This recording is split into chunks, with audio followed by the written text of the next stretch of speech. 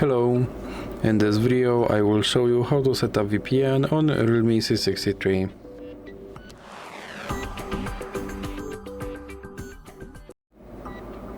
So you have to start by opening your Google Play Store, then click on search bar and type in Turbo VPN and click search, and then select this application and click install.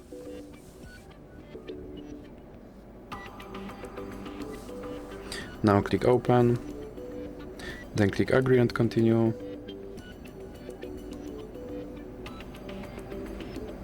and now you can close this ad, then click allow